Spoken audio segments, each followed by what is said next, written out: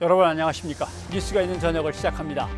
오늘 정인이 사건 가해자인 양부모에 대한 항소심 선고 공판이 진행됐습니다. 양모 양부에게 징역 35년과 징역 5년을 각각 선고한 재판부는 아동학대 방지를 위해 보호체계가 철저히 작동할 수 있도록, 또 정인이가 우리에게서 쉽게 잊혀지지 않도록 문제를 분석하고 개선하는 사회적 노력이 꼭 있어야 한다고 우리 모두를 향해서 강조했습니다.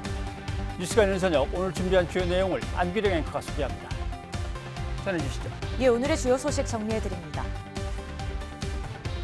민주당 이재명 대선 후보가 3박 4일 일정으로 호남을 방문해 지지층 결집에 나섰습니다. 변호사비 대납 의혹에 대해서는 관련 녹취가 조작된 것이라며 반박했습니다.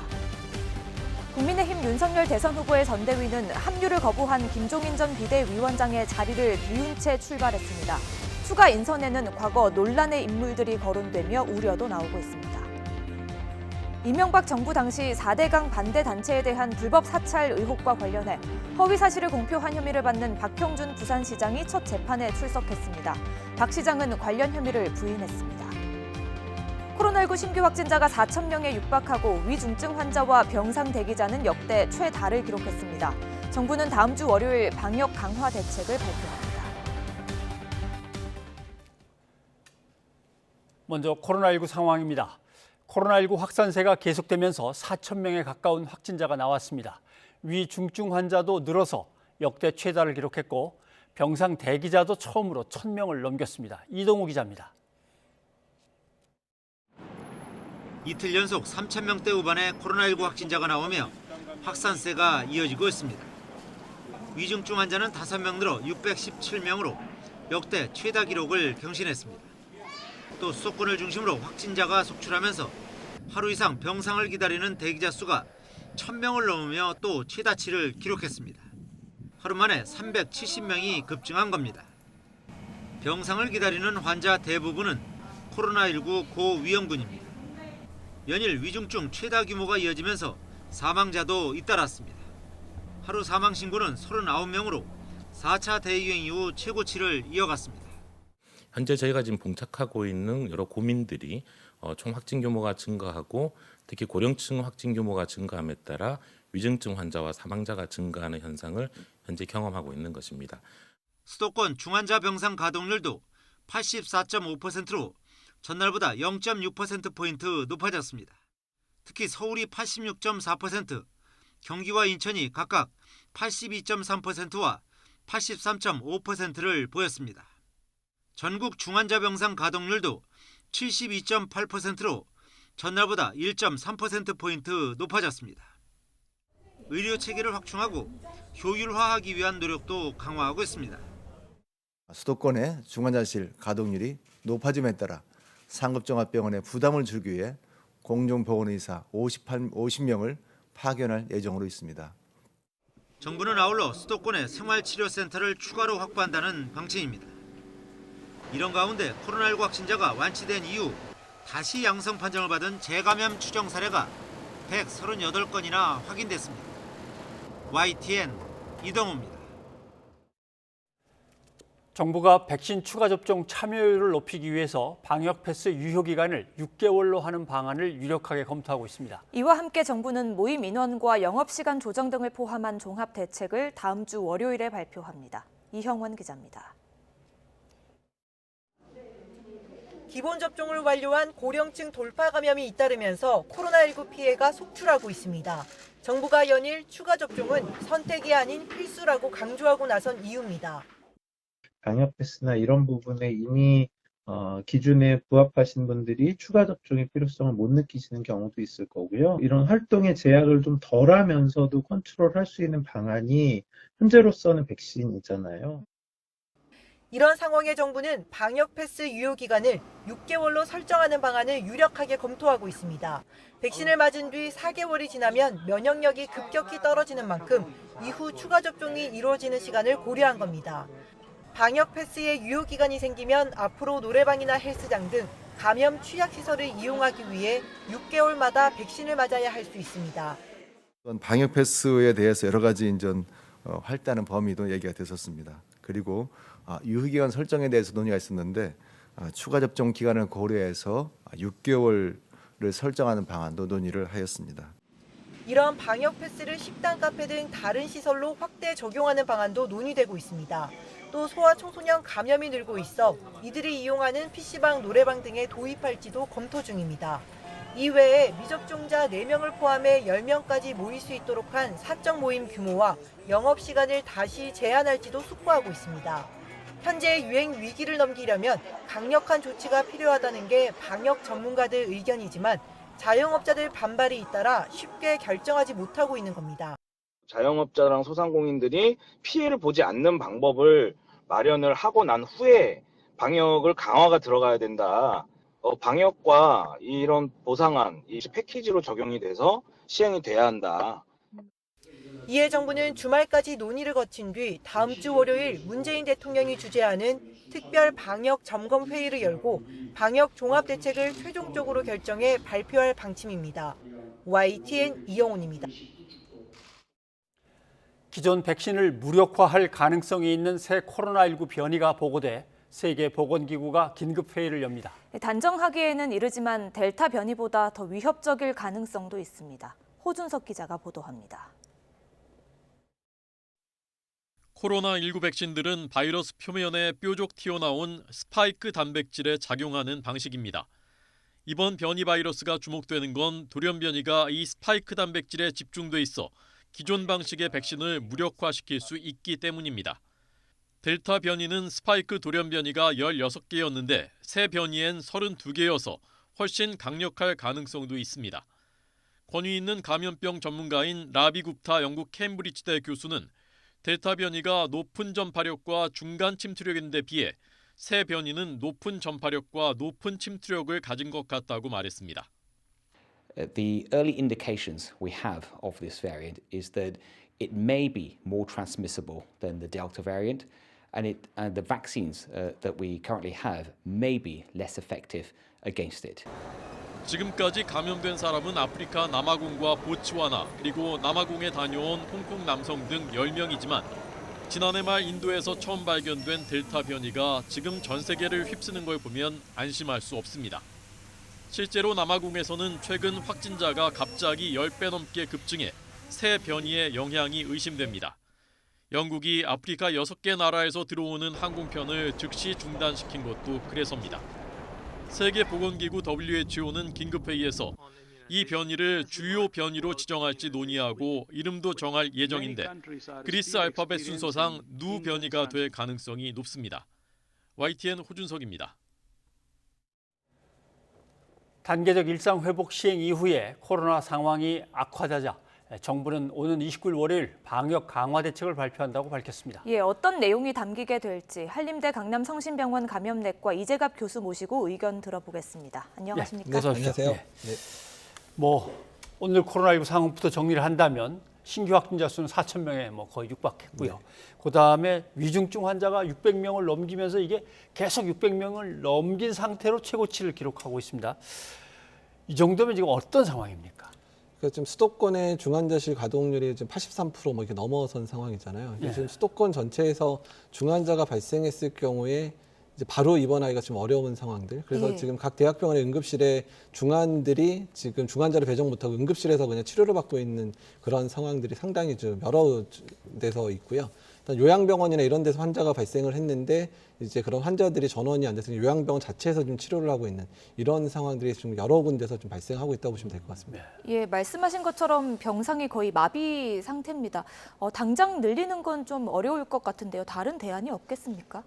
일단 지금 상황에서는 일단 병상 확보 행정명령이 내린 게 수도권 비수도권에 내려져 있는데 지금 조금씩 추가가 되고 있긴 한데 적어도 2, 3주 정도는 시간이 더 걸릴 것 같은 상황이기 때문에 일단 지금 상황에서는 병상 자체를 이제 효율화시키는 방법. 그러니까 빨리 좋아진 환자는 빨리 이제 전담병원 형태로 이제 보내고 또 이런 식으로 해야 되긴 하는데 문제는 전담병원의 병상도 좀 거의 꽉 차 있어서 이게 지금 이렇게 순환이 잘 안 되는 상황들이거든요. 그러니까 이 부분들을 2, 3주간 촉진하는 방법들로 해야 될 가능성이 높아서 어쨌든 지금 솔직히 뾰족한 대책이 없는 게 사실 상당히 걱정입니다.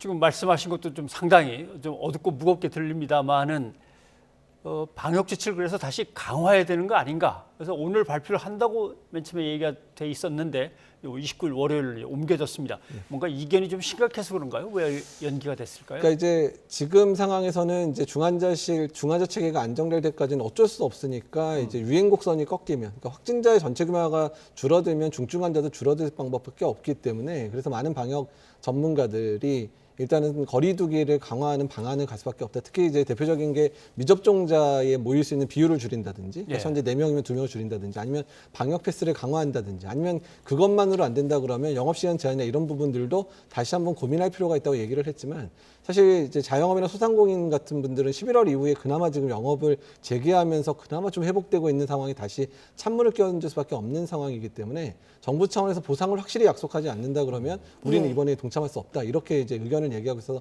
상당히 좀 논란이 많이 되었었습니다. 예. 교수님께서 코로나19 일상회복지원위원회 위원으로 참여하고 계십니다. 어제 4차 회의가 열렸다고 하는데요. 관련해서 뭐 좀 얘기가 나온 게 있습니까?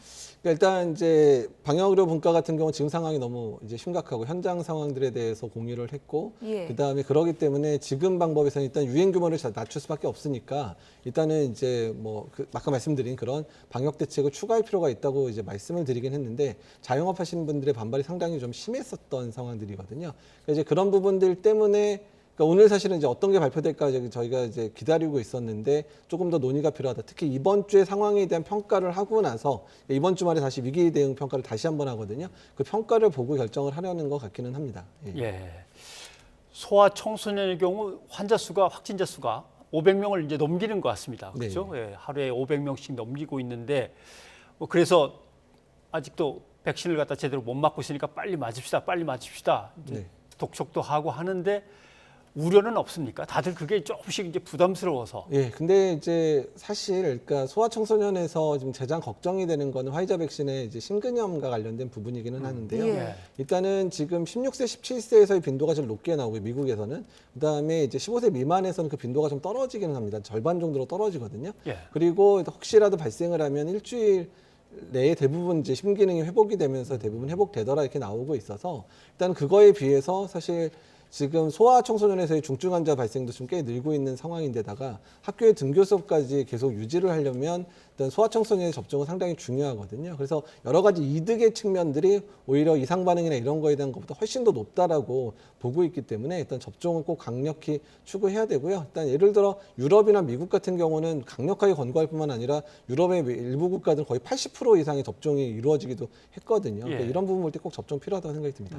예, 그리고 백신 접종과 관련해서는 그 증명서 같은 방역 패스를 정부가 이제 유효 기간을 6개월로 설정하는 방안을 검토하고 있다고 하는데요. 이렇게 되면 추가 접종이 좀 의무화되는 겁니까? 어떻게 되는 겁니까? 그러니까 이제 추가 접종, 그러니까 이제는 이제 그러니까 이번에 추가 접종 부스터샷으로 얘기했던 거를 아예 정규 스케줄로 만들어야 되는 게 아니냐는 얘기가 계속 나옵니다. 그러니까 아예 3차 접종이고 그 이후에 맞는 접종을 뭐 1년마다 맞을지 뭐 6개월 맞을지 모르지만 그거를 이제 부스터샷으로 해야 된다. 특히 델타 변이 때문에 일단 예방 접종은 3회 접종을 하는 게 이제 아예 이제 고정적으로 맞는 게 좋겠다 이런 얘기가 되고 있어서, 일단은 이 방역 패스와 관련된 부분들도 접종을 완료하는 걸 3회로 생각하고 만들자 이런 개념으로 생각하는 게 더 맞을 것 같습니다. 예. 아까 리포트에서 나왔습니다만 남아프리카 공화국에서 또 새로운 변이가 이제 나타났다라고 해서 긴장들 하고 있습니다. 새로운 변이가 나타날 때마다 그래도 강한 것이 주로 나오는 것 같아서 이렇게 되면은 감염은 더 빨리 되고 또는 어떻게 내성 같은 게 생겼는지는 모르겠지만 백신은 잘 안 듣고 이러는 거 아니냐, 이제 이 문제인데 어디까지 지금 이게 규명이 돼 있나요? 일단 유전자 배열이나 이런 걸 봐서는 현재 포함되어 있는, 그러니까 변이가 일어난 부위에 전파력을 강화시키는 변이, 그리고 백신 효과를 떨어뜨리는 변이가 포함된 것 같다라는 정도가 나온 상황이고요. 근데 실제로 남아공에서의 상황이 지금 2, 3주 사이에 그 누변이가 델타 변이를 앞질러가지고 거의 한 70, 80%가 누변이로 좀 바뀐 상황이고, 남아공이 지금 몇 주 사이에 확진자 범위가 거의 10배 이상 뛰고 사망자도 100여 명이 넘는 상황이 발생하고 있어서 이게 누변의 영향이 아닌가라고 얘기가 나오고 있습니다. 그래서 일단은 남아공의 상황이나 여러 가지 연구들을 더 종합은 해야 되겠지만 일단은 상당히 이제 좀 위협이 되는 그런 바이러스겠구나 이렇게 생각을 하고 있습니다. 알겠습니다. 일단 이것은 뭐 전문가들이 이제 밝혀내는 걸 기다려야 되는 거고, 당장은 마스크 철저히 쓰면서 일단 고령층들이 빨리 추가 접종을 받으셔야겠네요. 네, 이번 겨울에 가장 중요한 부분입니다. 여기까지 듣겠습니다. 이재혁 교수님 고맙습니다. 네, 감사합니다.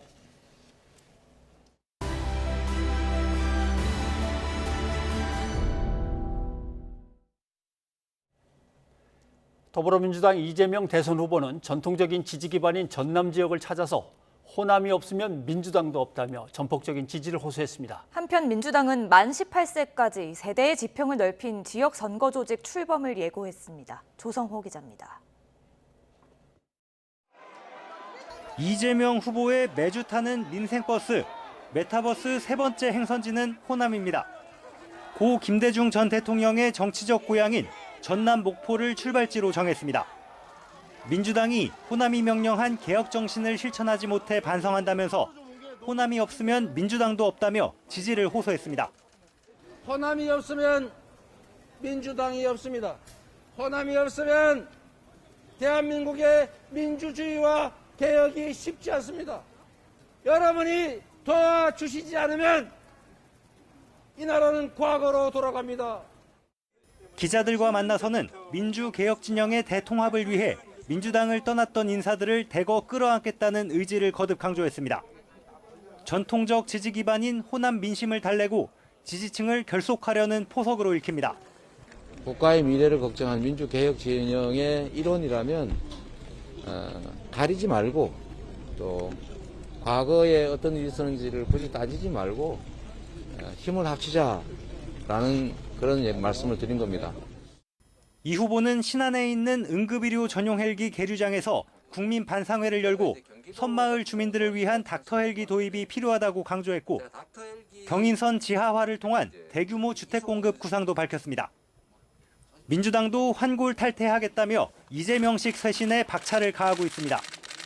단순히 사람이 물러나는 게 아니라 변화와 혁신을 위한 공간을 넓히고 있다고 강조했습니다.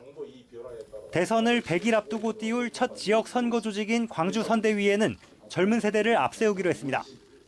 2030 청년들로 전면 배치하고 만 18세 선거권을 가진 고등학교 3학년 학생도 포함해 세대의 지평을 넓히겠습니다.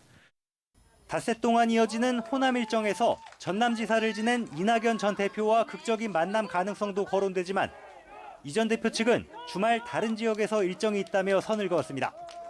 이재명의 민주당을 알리면서 호남 민심을 얻으려는 이재명 후보는 1,300km를 이동하는 강행군으로 광주와 전남 지역을 빠짐없이 훑을 예정입니다.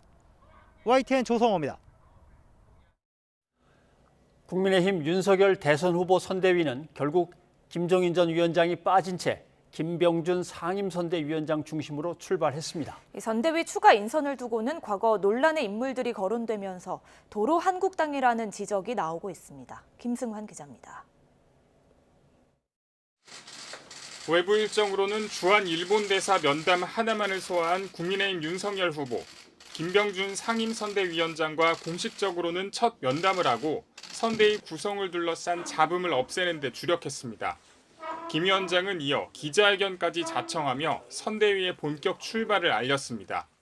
더 이상 미룰 수 없는, 그러니까 김종인 위원장이 어떤 입장을 가지시든 간에 지금 선대위가 그냥 손 놓고 있을 수만은 없는 입장이고.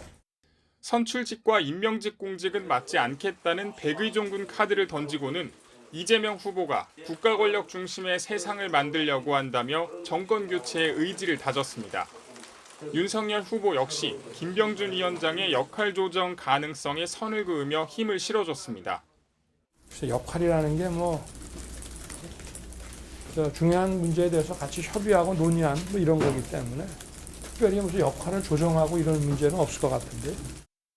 연일 날선 반응을 보인 김종인 전 위원장은 지금 선대위 체제에선 합류할 뜻이 없음을 재확인했습니다. 김병준 위원장께서 결과가 다른 방향으로 나와서 좀 당혹스럽다고 말씀하셨거든요. 좀 어떻게 보세요? 할 말이 없다니까 자꾸 물어봐요. 선대위 추가 퍼즐 짜기 역시 여전히 삐걱거리는 모양새입니다. 후보 직속 특보단에 논란이 됐던 인물들이 대거 거론되면서 과거 회기라는 비판이 쏟아졌습니다. 상당히 지탄을 받을 수 있는 인사가 다른 직위에 좀 임명되려고 하는 상황 속에서 우려를 전달했고, 그랬더니 후보 측에서도 또 그런 부분을 조정하고 이렇게 했기 때문에 이 많은 것들이 과정에 있다 이렇게 보고. 국민의힘 선대위가 사실상 김병준 위원장 체제로 첫 발을 뗐습니다. 선대위 구성을 둘러싸고 피로감만 주었다는 평가가 나오는 만큼 추가 인선까지 실망감을 줘서는 안 된다는 위기감도 커지고 있습니다. YTN 김승환입니다. 이렇게 국민의힘 윤석열 대선 후보의 선택은 김종인 전 비대위원장 대신 김병준 상임선대위원장이었는데요. 김병준 위원장, 노무현 정부 시절 청와대 정책실장을 맡으며 대표적인 친노 인사로 꼽혔습니다. 지난 2006년 부총리에도 임명됐지만 당시 한나라당이 논문 표절 의혹을 집중 제기하며 낙마했습니다. 이후 진보 진영에서 벗어나 보수의 길로 들어서더니 국정농단 사태 당시에는 박근혜 정부의 마지막 국무총리 후보로 지명되기도 했습니다. 왜 박근혜 대통령 방패막이를 하려 하느냐? 같이 하야를 외쳐도 시원치 않은 사람이 도대체 왜 그러느냐? 지명받는다는 게 얼마나 큰 비판과 비난의 대상이 되는지 몰라서 그러느냐? 이렇게 묻습니다. 국민 여러분, 잘 알고 있습니다. 하지만 국정이 붕괴되는 상황을 보고 그대로 있기가 힘들었습니다. 당시 김 위원장의 추천으로 발탁된 박승주 국민안전처 장관 내정자가 구판 참석과 전생체험 등 이른바 무당 구설에 오르며 김 위원장까지 논란에 휩싸이기도 했는데요. 결국 김 위원장은 박 전 대통령 탄핵 이후 황교안 당시 국무총리가 권한대행을 맡으면서 총리 자리에 오르지 못하고 자연인 신분으로 돌아갔습니다. 그러다 지난 2018년 지방선거 참패로 벼랑 끝에 내몰린 한국당의 비대위원장을 맡으며 다시 구원투수로 등판했습니다. 잘못된 개판 논쟁과 잘못된 진영 논리 속에서 그것과 싸우다 오히려 죽으라고 저한테 이야기를 해주십시오. 김종인 전 위원장과는 과거 이딴 공개 설전을 벌인 악연으로도 유명한데요. 지난 4월 김 전 위원장의 동아은행 비자금 사건을 겨냥해 뇌물받은 전과자라고 비난하자 김 전 위원장이 하류적 사고방식을 가진 사람이라고 반격하기도 했죠. 한편 김병준 위원장의 합류에 대해 잡탕밥이라고 깎아내린 홍준표 의원, 여전히 윤석열 후보에 대해 불편한 감정을 감추지 않았습니다. 윤 후보는 홍 의원이 청년 세대의 인기를 얻은 이유에 대해 귀여운 데가 있다고 평가했는데요. 홍준표 선배한테 좀 죄송한 말씀일 수도 있겠는데, 제가 이렇게 토론할 때 보면은 뭐 공격적으로 하시고 뭐 이래도 우리 홍준표 후보님께서 말씀하실 때 보면 굉장히 귀여운 데가 있어요. 이렇게 좀 저는 그게 우리 좀 젊은 세대에게 좀 매력이 아니었나. 이에 대해 홍 의원 버릇 없다고 받아쳤습니다. 홍 의원은 1954년생으로 사법연수원 14기, 윤 후보는 1960년생 사법연수원 23기로 두 사람은 9기수 차이지요. 경선 과정에서는 윤 후보가 홍 의원의 어깨를 치는 모습이 포착돼 논란이 되기도 했습니다. 이런 앙금 때문일까요? 홍 의원의 최측근인 박창달 전 의원이 돌연 민주당 이재명 대선 후보에 대한 지지를 선언하고 나섰습니다. 박 전 의원은 한나라당 소속으로 국회의원 3선을 지냈고 지난 2007년 대선에서 이명박 당시 후보의 특보단장을 맡기도 했는데요. 최근에는 홍 의원 캠프에서 대구 경북 총괄본부장으로 활동했지만 보수 야당의 한계와 윤 후보에게 실망했다며 지난 19일 국민의힘을 탈당했습니다. 탈당 엿새 만에 이 후보 지지를 선언한 박 전 의원에 대해 홍 의원, 황당하지만 비난할 수 없다는 입장을 밝혔습니다. 그러면서 정당의 구분이 모호해져가는 대선판이라고 언급했습니다. 뉴스가 있는 저녁 안기령입니다. 대장동 의혹을 수사하는 검찰이 이른바 50억 클럽 명단에 있는 것으로 지목된 박영수 전 특별검사를 소환 조사했습니다. 또 김만배 전 기자가 근무했던 언론사 머니투데이의 홍모 회장도 소환했습니다. 서울중앙지검 전담수사팀은 박 전 특검에게 딸의 대장동 아파트 특혜 분양 의혹을 포함해서 인척인 분양대행업체 대표가 받은 화천대유 자금 100억 원의 성격 등을 알고 있었는지 제기된 의혹 전반을 캐물은 것으로 전해졌습니다.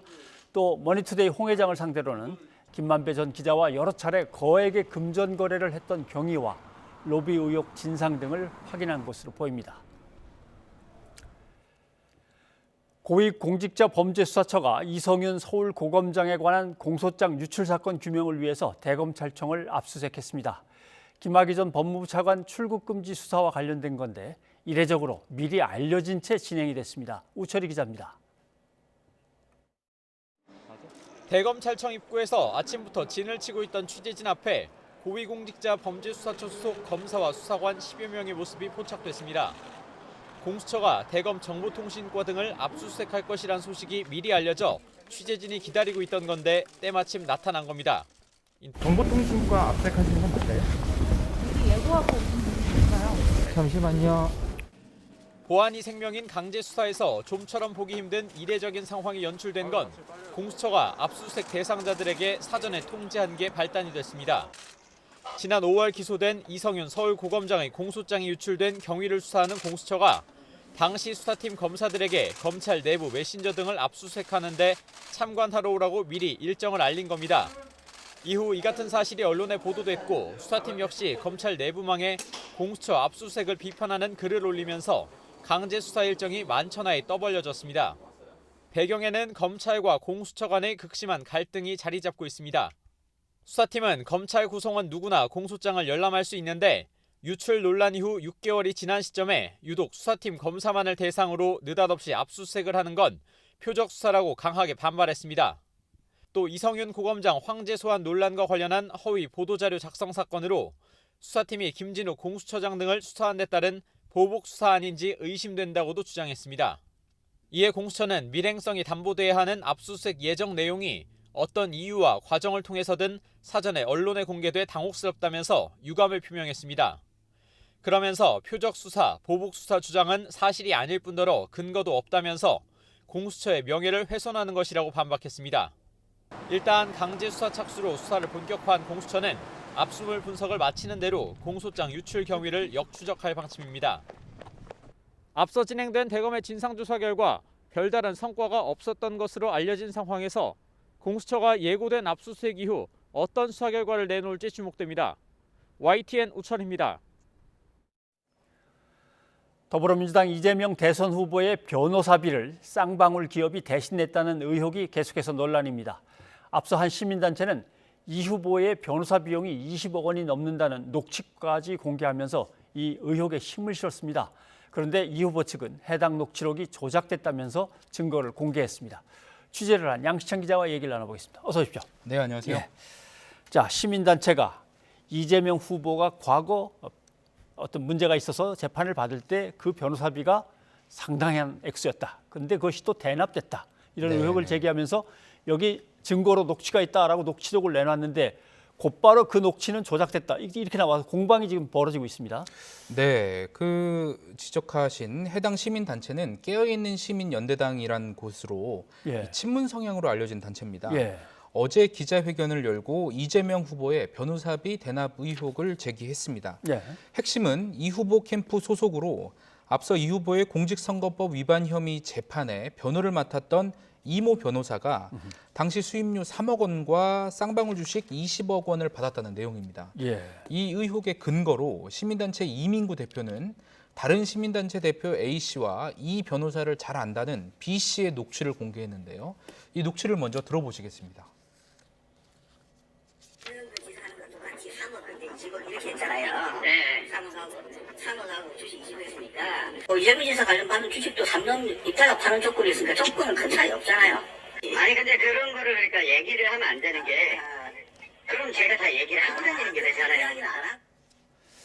자, 이재명 후보가 있고 이재명 후보와 관련된 재판에서 변호를 맡았던 변호사가 있고 이 변호사군요. 그럼 이 두 사람은 근데 이름이 등장하지 않는데 누구를 말하는 겁니까? 네, 이 대화를 주고받은 두 명은 앞서 말씀하신 대로 이 후보나 이 후보의 변호를 맡은 이 변호사와는 상관없는 제3자들입니다. A씨는 시민단체 대표라는 인물이고 B씨는 과거 이 변호사에게 사건 수임을 부탁한 인물이라고 합니다. 녹취에 있는 내용을 있는 그대로 이해하자면 A씨가 B씨에게 이 변호사 비용을 협상하는 협의하는 내용으로 보이는데요. 예. 이 후보 때 현금 3억 원에 주식 20억 원으로 수임료를 냈던 것처럼 이번에도 주식으로 일부 수임료를 내면 안 되겠느냐는 취지로 보입니다. 예. 그러자 B 씨가 그것을 말하고 다니면 안 된다 이렇게 다그치는 내용이죠. 녹취를 공개한 시민단체 이 대표는 이를 근거로 이 후보가 이 변호사에게 23억 원의 거금을 수임료로 건넸고 녹취대로 이 중 20억 원을 쌍방울 기업이 주식으로 대납했다는 의혹을 제기하는 겁니다. 이 대표는 이 A 씨와 이 변호사가 직접 주고받은 녹취도 있지만 예. 검찰에 제출했다는 이유로 현장에서 기자들에게 공개하진 않았습니다. 직접 들어보시겠습니다. 첫 번째 파일은 성이 녹음되어 있는 거기 때문에 검찰에 제출했고요. 그건 빠져 있고 두 번째 녹취에서 변호사비 대납 관련해 상장 주식의 주식이 오고 갔다. 또 그 얘기를 들은 사람들이 우리도 상장 주식으로 주면 안 되나? 그건 안 된다. 이런 고민들을 하고 있는 대화입니다. 네. 지금 저 시민단체 대표는 그 A와 B라는 사람으로부터 이런 것들을 전해 받은 사람이 이제 그렇습니다. 인터뷰를 하는 거군요. 예, 예. 예. 그런데 이재명 후보 캠프에서는 곧바로 이거는 조작된 허위 사실이라고 자료를 또 내놓겠다고 했어요. 그렇습니다. 이 후보 캠프의 설명은 이렇습니다. 우선 해당 내용은 전혀 근거 없는 허위 사실로 이 후보는 캠프에 있는 이 변호사에게 23억 원을 주지도 않았고 줄 이유도 없다며 분명히 선을 그었고요. 녹취에 등장한 A 씨가 자신이 운영하는 시민단체의 기부금을 받아내려고 이 변호사를 아는 B 씨와 허위 사실을 꾸며댔다는 설명입니다. 예. 그 근거로 이 B 씨의 진술서를 공개했거든요. 지난달 B 씨가 수원지검에 제출한 진술서라고 합니다. 보시겠습니다. 지금 나오는데요. B 씨는 서두에 이 변호사가 이 후보 사건 변호를 하면서 얼마를 받으셨는지 알 수도 없고 알지도 못했고 지금도 마찬가지로 알지 못한다고 밝히고 있습니다. 그러면서 20억 원이 넘는다는 등의 말은 지어낸 말이라는 점을 정확하게 먼저 말씀드린다. 이렇게 돼 있습니다. 뒤쪽에 보면 이 20억 원이 나오게 된 배경에 대한 설명도 있는데요. 예. 이 A 씨가 친구한테 수임료 허풍을 쳐서 1억 원을 받으려고 했다는 내용, 또 이 후보는 떨어져야 한다면서 자기와 편먹자고 회유한 내용까지 설명을 하면서 녹음 파일도 있다고 B 씨는 주장하고 있습니다. 정리하면 이 A 씨가 한 간장 회사에 이 후보 캠프에 있는 이 변호사를 소개해 주면서 이 변호사가 과거 이재명 후보를 변호하면서 한 20억 이상을 받는 능력 있는 변호사인데 내가 소개해서 수임료를 싸게 해줄 테니 자신이 몸담은 시민단체에 1억 원을 기부하라고 요구하기 위해 이것을 만들었다는 겁니다. 이 후보도 이에 대해서 조폭 조작, 버금가는 조작이라면서 의혹을 일축했는데요. 한번 들어보시겠습니다. 그거 조금만 기다려 보십시오. 그것도 조직폭력배 조작 사건에 버금가는 조작 사건이라는 것이 곧 드러날 겁니다. 그 이상의 녹음 파일이 또 있더군요. 기대해 주시면 좋을 것 같습니다. 네, 덧붙여서 이 후보 캠프는 이 의혹을 제기한 시민단체 이민구 대표는 앞서 공직선거법 위반 혐의로 수사를 받는 피의자라면서 검찰의 신속한 수사를 촉구하기도 했습니다. 예, 조금 복잡합니다만 A와 B가 누군가를 만나서 내가 이재명 씨를 변호했던 변호사를 유명한 사람인데 옛날 같으면 한 20억 원 받아야 되는데 그렇습니다. 싸게 해줄 테니까 그 대신 우리 단체에 한 1억 원만 띄어서 주시오. 예, 이 얘기를 하기 위해서 이제 꾸며서 조작한 거다. 예, 그게 이제 민주당 쪽의 설명이죠. 민주당 쪽의 설명 그런 거군요. 예. 그다음에 아까 나왔던 그 진술서는 검찰에 제출한 B의 진술서. 그렇습니다. 알겠습니다. 예. 자, 그리고 쌍방울 기업의 고위 관계자들이 그런데 이재명 후보에게 고액의 정치 후원금을 냈다. 이제 이것도 계속 보도가 나오고 있어요. 그래서 결국 쌍방울과의 관계가 좀 심상치 않은 거 아니냐 이런 의혹이 제기되는 거죠. 네, 저도 중앙선거관리위원회에서 정보 공개를 요청해서 지난 더불어민주당 경선 기간 이 후보의 후원금을 낸 명단을 받았습니다. 말씀대로 쌍방울 현직 회장과 대표이사 등 최고위 관계자 4명이 최고 금액인 1,000만 원씩 후원한 것으로 확인했습니다. 3명은 이 후원 개시 첫날인 지난 7월 9일 모두 1,000만 원씩 후원금을 냈고요. 계열사 임원 이 씨는 이틀에 걸쳐서 500만 원씩 2차례 기부했습니다. 말씀대로 변호사비 대납 의혹을 받는 쌍방울 고위층의 기부금이어서 주목을 받고 있는 건데요. 특히 후원 모금 시작과 동시에 고위 관계자 4명이 거의 동시에 법정 한도 최고액을 기부했다는 점에서 곱지 않은 시선을 받고 있습니다. 쌍방울 관계자들은 이 성남시장 시절부터 지지해 왔다거나 이 후보 부인인 김혜경 씨와 초등학교 동창이라는 등 회사와 무관한 개인 차원의 후원이라는 입장을 밝혔고요. 또 쌍방울 그룹 역시 변호사비 대납 의혹과는 무관하고 개인적인 차원의 후원일 뿐이라고 강조했습니다. 하지만 변호사비 대납 의혹과 관련해서 검찰은 최근 법조윤리협의회와 송파 세무서를 비롯한 서울 지역 세무서 4곳을 압수수색했거든요. 또 조만간 그 관련자들을 소환할 방침인 것으로 전해졌습니다. 이 부분은 수사 결과를 지켜봐야겠고요. 그러네요. 또 제가 중앙선거관리위원회에 확인해 보니까 국민의힘 윤석열 대선 후보 경선 후원금 내역은 다음 달 16일 공개가 가능하다고 합니다. 이 역시 확보되는 대로 뉴스가 있는 저녁에서 확인해 전해드릴 예정입니다. 그럼 오늘은 여기까지 하고 계속되는 상황은 또 전해주시기 바랍니다. 양시창 기자 수고했습니다.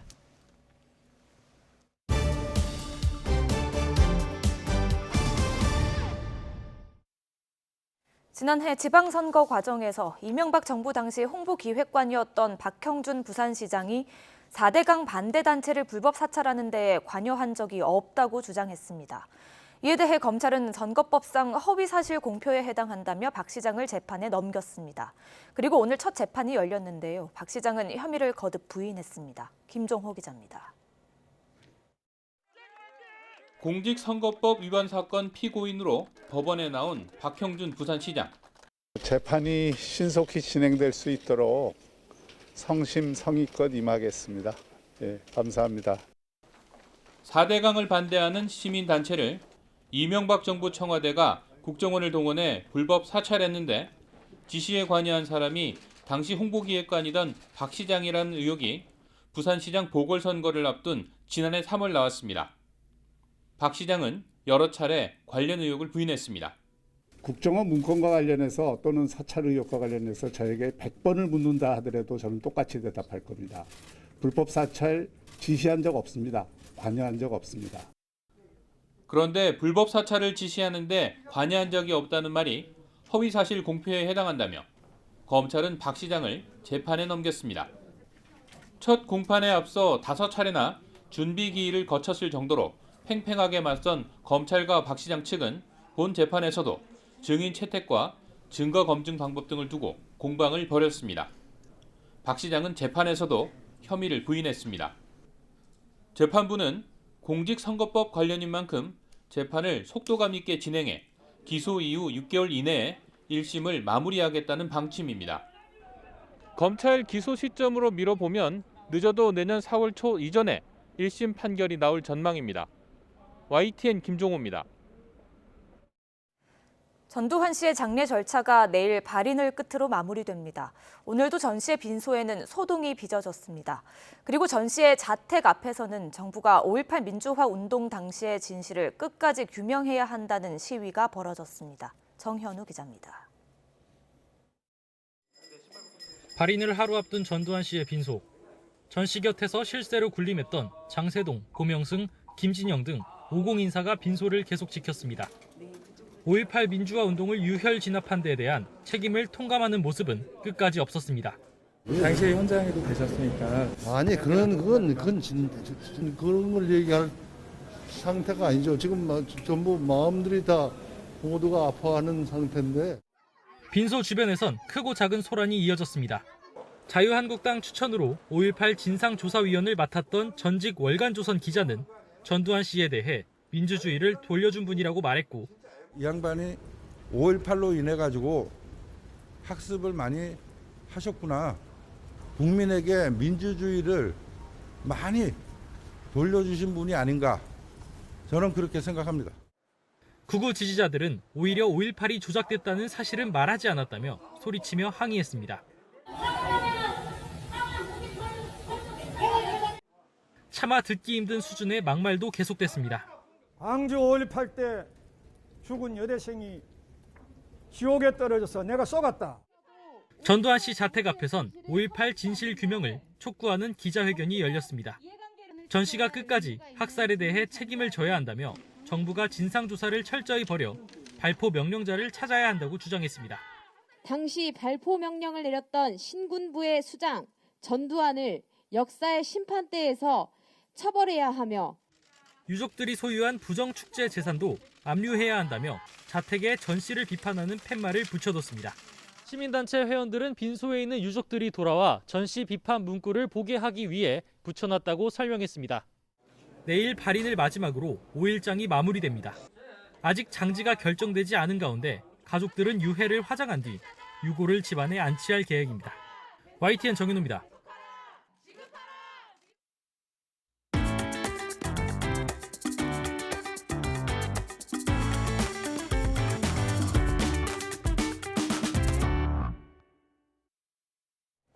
네, 대통령 선거를 100여일 앞두고 여야가 선대위 구성을 이제 마무리하고 있습니다. 선대위에 대한 평가부터 이재명, 윤석열 두 후보의 행보는 어떻게 봐야 할지 세한대의 배정호 교수 그리고 경제사회연구원의 김종혁 언론센터장 두 분을 오늘 이 자리에 모셨습니다. 두 분 어서 오십시오. 안녕하세요. 네, 반갑습니다. 네, 감사합니다. 이렇게 좌우 균형을 맞춰서 또 모처럼 앉으니까 저도 좀 떨리긴 합니다. 이거 무슨 말씀이죠? 예.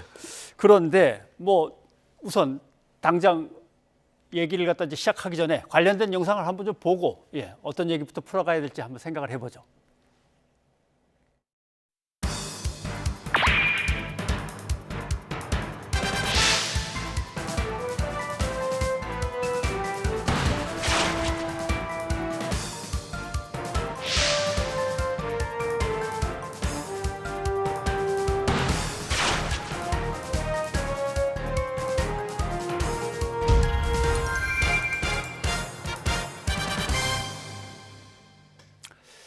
네, 여야가 대선 3개월을 앞두고 진영 구촉을 마무리하고 있습니다. 먼저 민주당의 이재명 선거대책위원회 진영부터 한번 얘기를 해봐야 될 것 같습니다. 당직을 다 내려놓길래 조용하게 이렇게 싹 물러나길래 훌륭한 사람들을 앉히나 했더니 그 당에 있던 사람들 또 갖다 앉혔어요. 국민의힘 같으면 그래도 외부에서 다른 당에 있던 사람들도 막 들어오고 그랬는데 민주당은 전혀 그런 게 없어서 돌려막기냐 이런 얘기도 나오는데 어떻게 보십니까? 돌려막기라고 보기는 좀 어렵고요. 예. 지금 이제 당직을 대대적으로 교체했지 않습니까?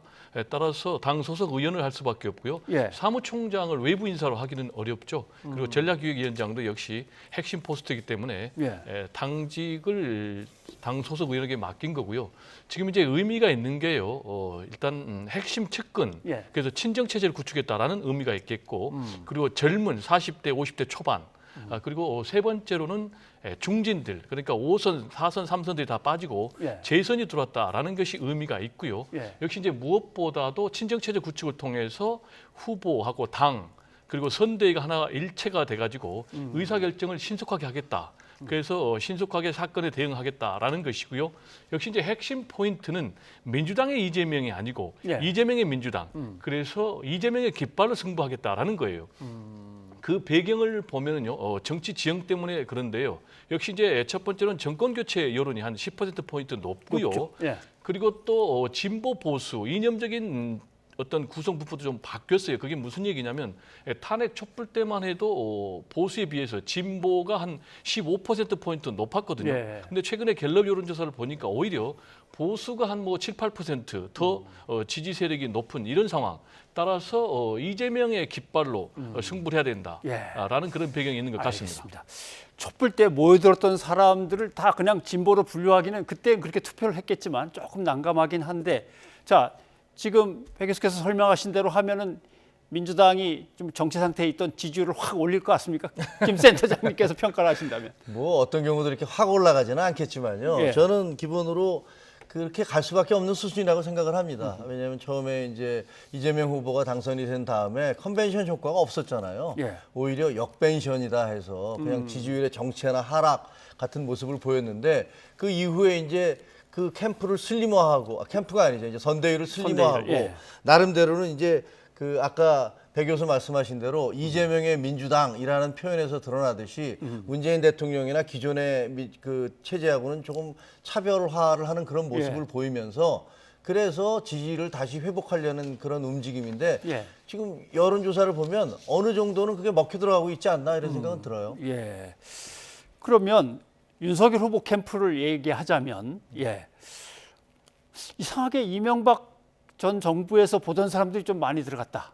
라고 하고 오늘 동아일보 같으면 약간 편들어줄 줄 알았는데 흑백 영화 다시 돌리냐? 근데 옛날 멤버들이 다 그대로 들어갔냐? 이제 이런 평까지 나왔습니다. 이쪽은 어떻습니까?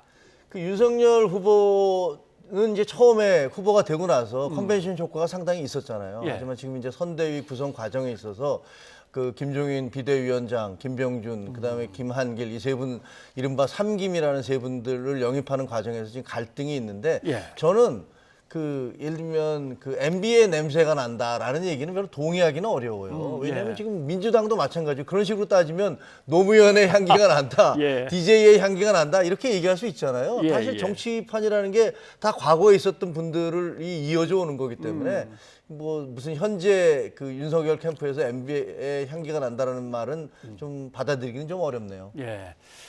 자, 난항을 거듭하면서 여기까지 그래도 끌고 온 이제 국민의힘의 선거대책위원회입니다. 보시기에 배 교수님 보시기에는 뭐 응원도 좀 해주시죠. 뭐. MB의 향기인지 악취인지 냄새는 아주 진하게 풍기고 있어요. 왜냐하면은 원래 지금 윤석열 후보의 오른팔 왼팔 하면은 권성동 전진서 두 사람을 꼽을 수밖에 없거든요. 그런데 두 사람 다 MB계라고 볼 수밖에 없고요. 그리고 6개 이제 본부장 체제인데 6개 본부장 가운데 3명. 그러니까 권성동 그리고 김성태, 주호영 이 세 사람이 다 MB계라고 분류될 수밖에 없고요. 그리고 공보에도 두 사람이나 청와대 MB 때 대변인했던 김은혜 그리고 박정아 대변인 이 두 사람이 가 있기 때문에 MB계들이 대거 포진하고 있다라는 것이 맞고요. 다만 이 부분이 바람직한 방향이냐라는 것과 관련해서 내부에서도 신선감이 떨어진다, 감동이 떨어진다라는 그런 얘기가 나오고 있고요. 저도 개인적으로는 좀 아닌 것 같습니다. 왜냐? 지금 보수 같은 경우는 새로운 보수, 대대적인 혁신을 해야 되는데 올드보이들이 귀환해가지고 과연 중도 외연으로 확장할 수 있는지 그런 부분은 상당히 퀘스천 마크입니다. 네, 알겠습니다. 자, 오늘 이재명 후보는 광주에 내려갔습니다. 어떤 얘기가 나왔는지를 영상을 좀 먼저 보고 얘기를 또 계속 나누죠.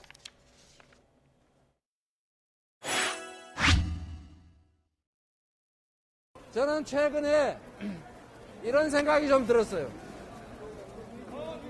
호남이 없으면 민주당이 없다. 호남이 없으면 이 나라 민주주의와 개혁과 미래가 없다. 맞습니까? 지금부터 속도감 있게 할 일을 하겠습니다. 방해한다고 핑계대지 않을 겁니다. 발목을 잡으면 발목 잡은 손을 차고 할 일을 하고 앞으로 나아가겠습니다.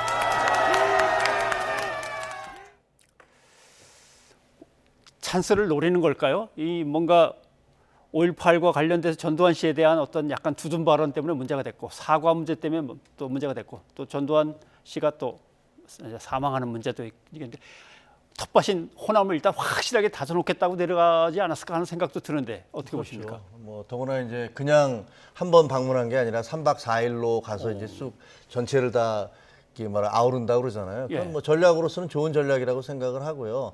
그리고 또 하나는 이제 약간 위기감도 있을 겁니다. 왜냐하면 윤석열 후보 같은 경우는 이 보수당이긴 한데 보수 후보 중에서 이제 충청도 출신이잖아요. 거기다가 사실은 충청도에서 태어나시지는 않았단 말이에요. 그러니까 서울 출생인데 그러다 보니까 지금 여론조사를 보면 호남에서 윤석열 후보가 그 이전에 이명박이나 박근혜 후보가 얻었던 지지율보다 더 높은 지지율을 얻고 있다라는 조사가 나오고 있기 때문에 이재명 후보로서는 내 텃밭과 같은 이 호남을 가서 이렇게 좀 튼튼하게 잡아놓지 않으면 안 되겠다라는 그런 절박감이 있었을 것이고 그런 의미에서 나름대로 가서 뭐 지금 술을 순방을 하고 있는 게 아닌가 싶네요.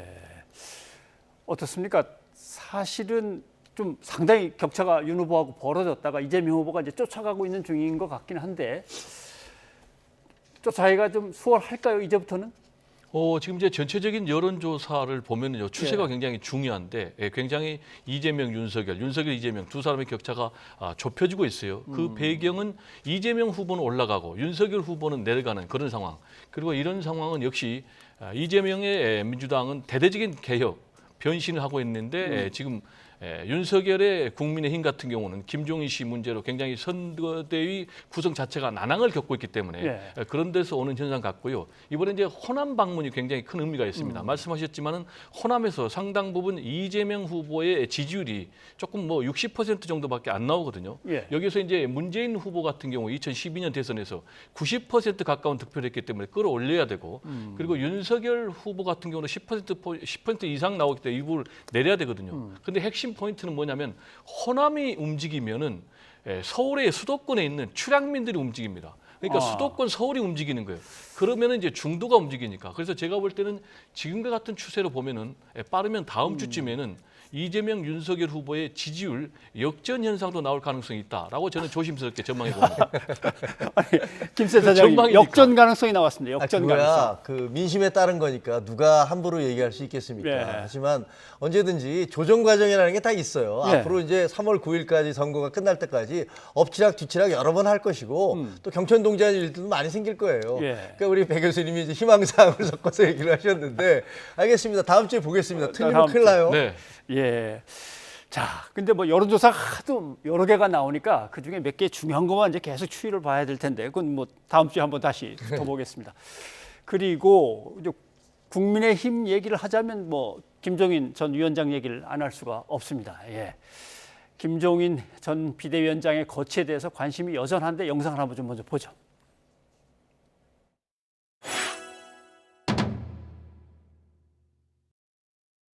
총괄위원장을 맡고 안 맡고 뭐 하시는 문제는 제가 이야기 드릴 사안은 아닌 것 같습니다. 후보와 함께 찾아가서 가서 뭐 상의도 드리고 다 했는데 뭐 다 잘 되는 줄 알았는데 그 결과가 또 다시 다른 방향으로 가고 해서 조금 당혹스럽긴 합니다만 나 그 더 이상 뭐 제가 이야기를 더 드릴 일은 아니라고 봅니다. 역할이라는 게 뭐 중요한 문제에 대해서 같이 협의하고 논의한 뭐 이런 거기 때문에 특별히 무슨 역할을 조정하고 이런 문제는 없을 것 같은데. 자, 김 센터장님, 뭐 그냥 바로 그냥 여쭤보겠습니다. 끝난 것 같습니까? 아직도 또 뭔가 가능성이 남았습니까? 아니 뭐 정치는 가능성의 예술이라고 하고 또 생물이라고 하니까 끊임없이 변화하니까 어떻게 될지를 아무도 장담할 수는 없죠. 마지막 순간에 어떤 식으로 또 변화가 있을지 모르지만 지금은 굉장히 좀 어려운 상황인 건 맞는 것 같아요. 왜냐하면 오늘 김병준 그 상임선대위원장이 기자회견을 했잖아요. 그러면서 뭐 사실상 내가 이제 이끌고 가겠다라는 것을 못을 박았기 때문에 개문 발차를 문을 열고 발차를 했는데 그 뒤에서 쫓아와서 다시 타기가 쉽지 않은 상황이잖아요. 그렇게 되면은 뭔가 아주 극단적인 무슨 조치가 있어야 되는데 그런 돌파구를 과연 어디서 찾아낼지는 사실 저는 잘 모르겠어요. 그건 결국은 오롯이 그 윤석열 후보의 결단에 달려 있는 거겠죠. 일단 당대표가 있으니까 당대표가 뭐 윤 후보가 계속 후보가 바쁜데 왔다 갔다 하면서 만날 수는 없으니까 당대표가 좀 나서줘야 되는데 이준석 대표도 오늘 얘기 들어보면은 일단 뭐 김병준 위원장이 주도권을 갖고 잘 운영하시기 바랍니다 정도에서 끝나는 것 같아요. 무슨 생각이 있을까요? 원래 이제 그 이준석 대표는 김종인 전 비대위원장을 반드시 모셔야 된다 이렇게 강조를 했었잖아요. 근데 이게 중간에서 이게 좀 틀어졌는데 거기다 대놓고서 지금은 또 다시 계속 모셔야 된다 하면 당내 갈등이 점점 후보와의 갈등이 커지는 것처럼 보이니까 그렇게 얘기할 수는 없는 거고요. 어쨌든 이제 좀 관망하는 모습을 보이지만 마크에서 뭐 약간 좀 도움을 주지는 않겠습니까? 농가가. 자, 배 교수님 보시기에는 끝난 것 같습니까? 일단 저는 확실하게 끝났다. 이렇게 볼 수밖에 없습니다. 왜냐하면은 첫 번째로 지금 김병준 상임선대위원장이 사실상 등판을 공식화했어요. 그러면서 던진 메시지가 어떤 뭐 사퇴나 또는 뭐 보직 변경 가능성을 일축을 했거든요.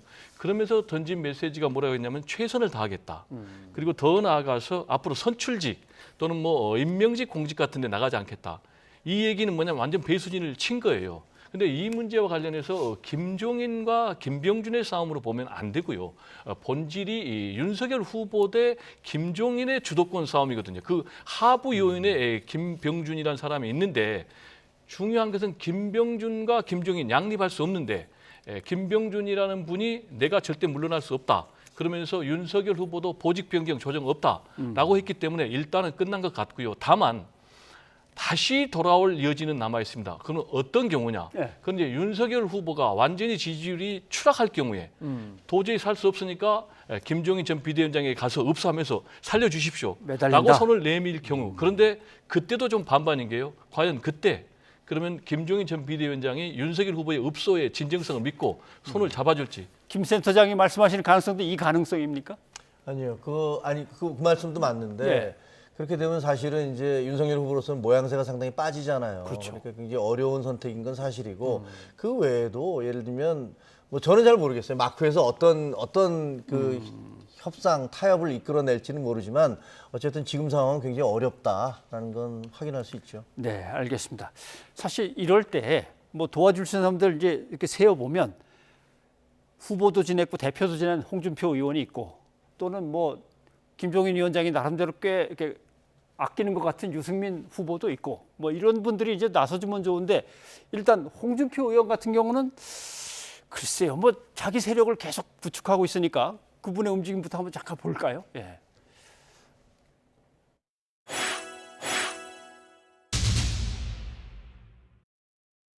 우리 홍준표 선배한테 좀 죄송한 말씀일 수도 있겠는데 제가 이렇게 토론할 때 보면은 뭐 공격적으로 하시고 뭐 이래도 우리 홍준표 그 후보님께서 그 말씀하실 때 보면 굉장히 귀여운 데가 있어요.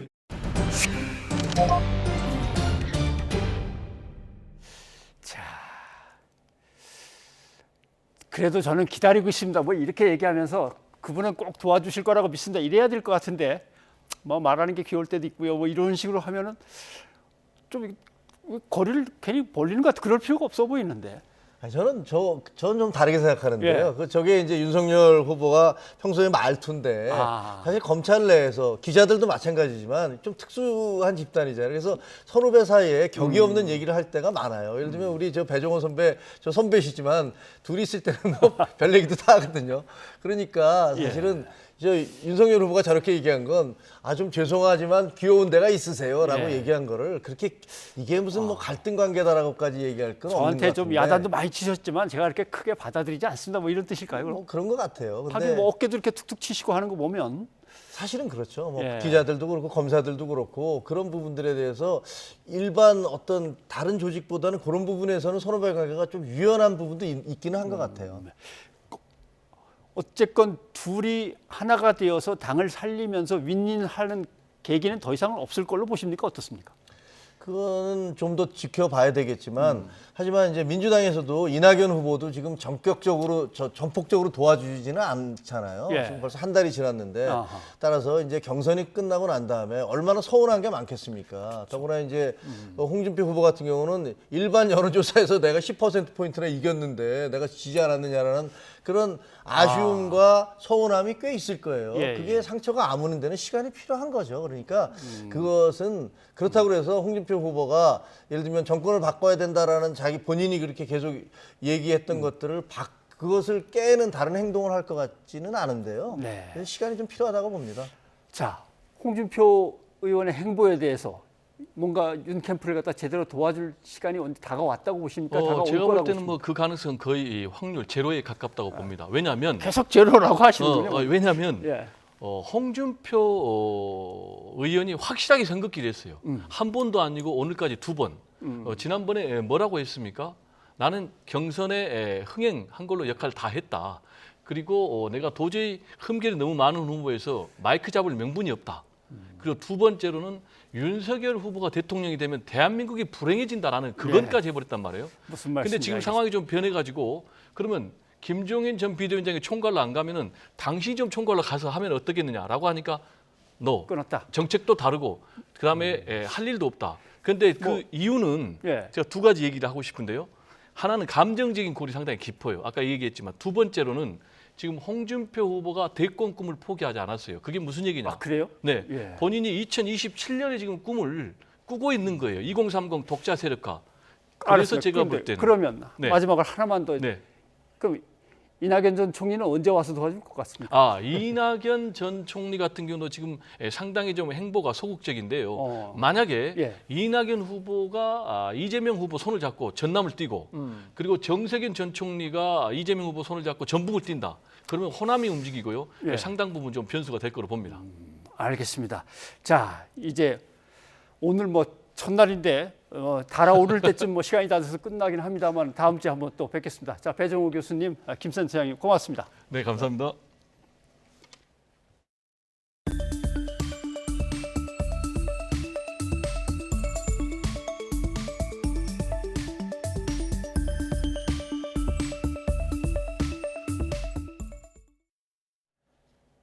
(16개월) 입양아 정인이를 학대하고 살해한 혐의로 재판에 넘겨진 양모 장모 씨가 항소심에서 감형을 받았습니다.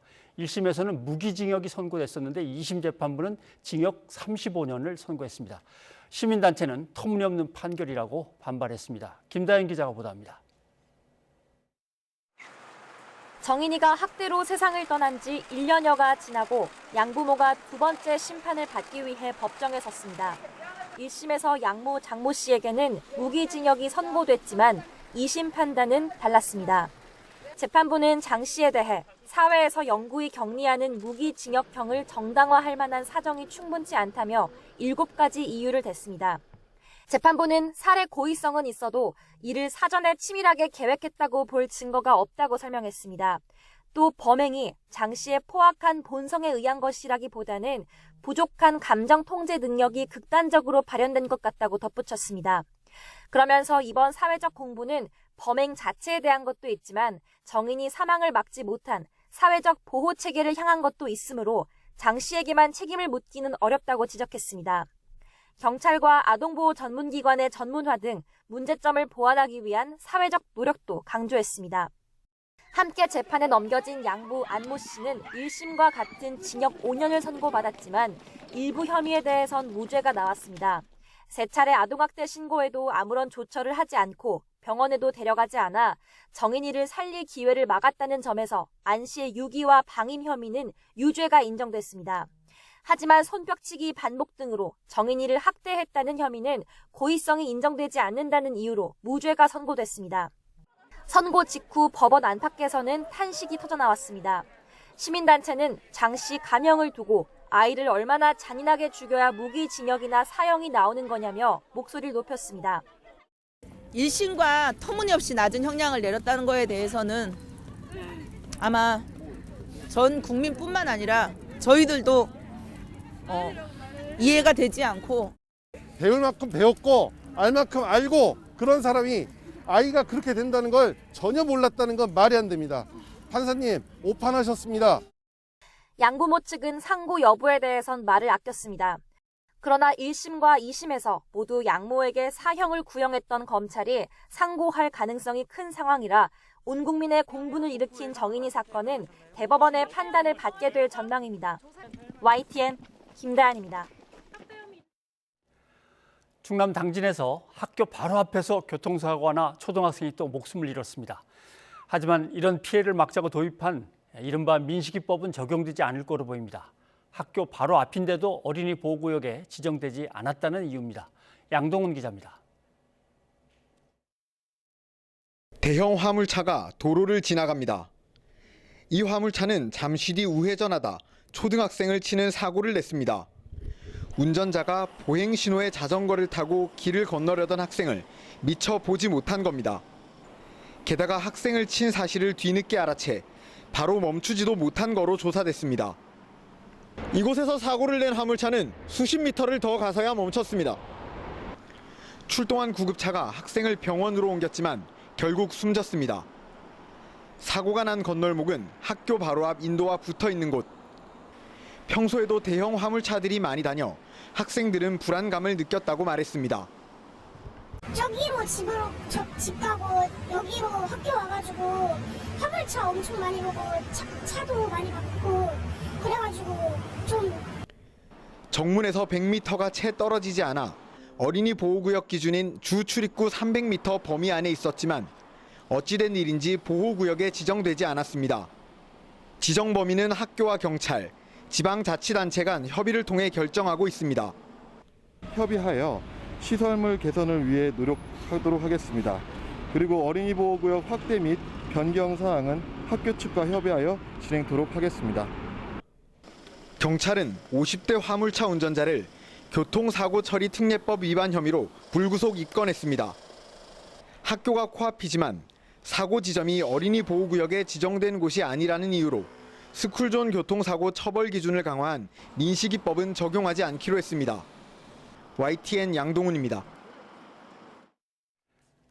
네, 박근혜 전 대통령이 2002년 한국미래연합 대표일 때 김정일 북한 국방위원장과 회담을 한 것이 나중에 알려졌었죠. 4시간 동안 무슨 얘기를 나눴을까요? 그런데 한나라당 대표가 되고 나서 2005년 7월에 김 전 위원장에게 안부 편지를 보냈던 모양입니다. 그 편지가 10여 년이 지나서 공개되면서 한바탕 소동이 일었었죠. 건강을 기원하며라고 인사말로 시작을 했는데 사람들은 박근혜 대표가 보낸 게 아니라 문재인 대통령이 보낸 걸로 오해를 하게 됐습니다. 그런데 몇 달 뒤에 이제 소동이 한 번 더 벌어집니다. 한번 보십시오. 갑자기 이런 이야기가 SNS에 떠돌았습니다. 문재인 후보죠. 당시로는 문재인 후보가 보낸 걸로 돼 있는 거죠. 대통령 선거에 악용하려고 아주 맘을 먹고 만든 가짜 뉴스였습니다. 이 전달문에는 이런 당부가 실려 있었습니다. 보십시오. 꼭 퍼날라 주세요. 만천하에 알려주세요. 그래서 어떤 분이 이 내용을 믿고 진짜 열심히 퍼날랐습니다. 그랬는데 결국 250만 원, 믿고 퍼날랐는데 벌금을 내고 말았습니다. 4년이 지나서 이번 주에 나온 법원 판결, 이분의 법원 판결을 보겠습니다. 자, 이분 그 단톡방에서 당신한테 그걸 보낸 사람한테 가서 손해배상 받을 수 있습니다. 왜냐하면 A씨가 그걸 받자마자 퍼뜨릴 걸 예상하고도 검증도 안 하고 B씨가 당신한테 보냈는데 그 B씨는 이 사람이 유죄 판결을 받으면서 받은 정신적 고통을 보상해야만 합니다. 그러니까 A씨는 B씨에게 200만 원 받으시오. 자, 가짜뉴스 만들어서도 안 되고 전파해서도 안 됩니다. 변상욱의 앵커 리포트였습니다. 시청취자 여러분의 의견 소개해드립니다. 네, 코로나19 위중증 환자가 급증해서 걱정이죠. 3320님, 위중증 환자 급증하고 있는데 임시병상이라도 설치를 해야 하지 않을까요? 걱정입니다 하셨습니다. 그리고 여야 대선 후보의 전대위에 대해서 유튜브에서 신필용님, 여야 할 것 없이 바꿨다고 하는데 새 얼굴은 없네요. 비슷한 느낌이 드는 건 저만 그런가요? 하셨습니다. 여기까지 여러분의 의견 소개해드렸습니다. 그리고 11월의 마지막 주말 영하권 추위에 일교차가 크다는 예보입니다. 건강 유의하시고요. 저희는 다음 주 다시 찾아뵙겠습니다. 여러분 고맙습니다.